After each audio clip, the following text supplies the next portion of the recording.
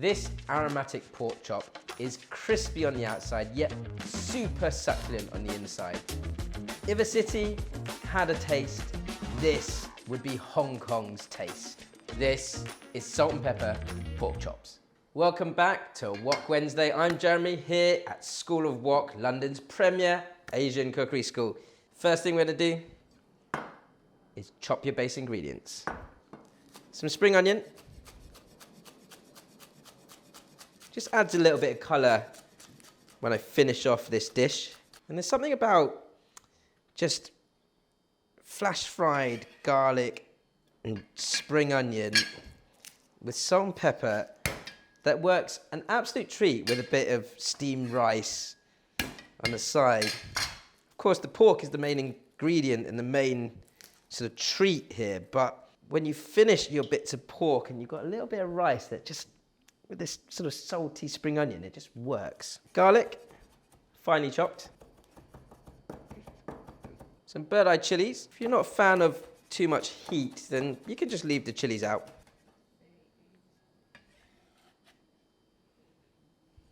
But if you know me, you know I like my spice. Now my pork chops. This sort of bit of rind on the fat, you do want to cut off.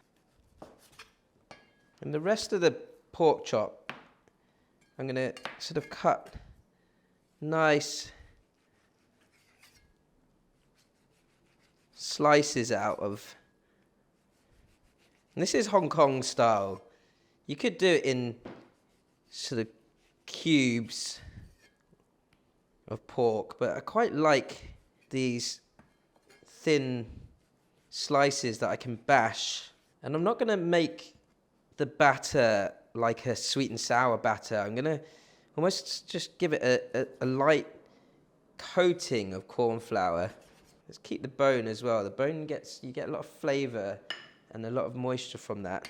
Once you've sliced your pork, you're going to give each piece a good old bash. That thins them out and should also tenderize them slightly. Now, we need to marinate it.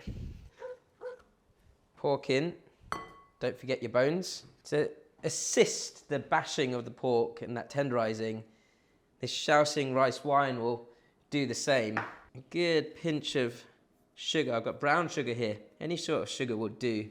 Pinch of five spice, some light soy sauce. Give that all a good massage through first and get all that rice wine into your pork. Don't let any of that marinade sit at the bottom of the bowl. Once you've got all that marinade into the meat, I've got a couple of tablespoons of corn flour here. So it's, as I said, it's not sort of sweet and sour texture. It should sort of create a slight, almost creaminess around each piece of pork, but it won't be dry and dusty white in texture. Now, if you leave that for an hour or two or overnight covered in the fridge, then the Shaoxing rice wine will sort of tenderize that more and more. So I've got my wok full of oil here. It's half filled, in fact, and I'm just testing the heat of the oil with wooden chopsticks. They're fizzing now, which means that this oil is around 180 degrees C. Now with this pork, I don't want them all to stick together, so at that point where it's nice and hot, I'd recommend just layering in the chops first, so the bones first, because they'll take a little bit longer to cook through. Give them about a minute or two to cook before you then start to layer any actual sort of slices of pork in. And whilst you do that, I find it's easy or easier to separate out your slices of pork so that you can kind of lay each piece into the hot oil nice and easily.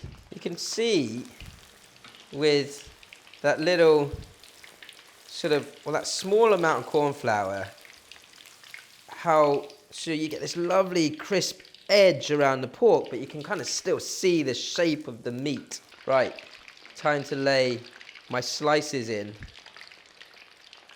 I want them to be nice and crispy, so you want each piece to be surrounded immediately by oil. And don't overload your wok. If you feel like there's not enough space, then cook this in 2 batches. Now, because I've sliced those pieces of pork so quite thinly, they only need 2, maximum 3 minutes to cook up. The chops have been in there for about 5. You don't want to overcook it.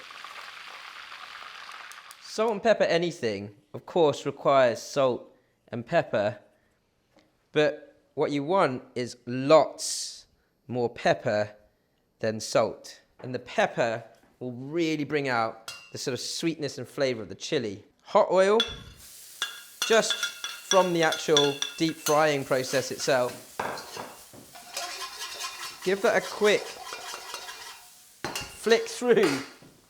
And like a lot of my chili cooking on high heat, hold your breath and hope for the best. If you feel you need a little bit more oil, I've still got that frying oil nearby from the pork.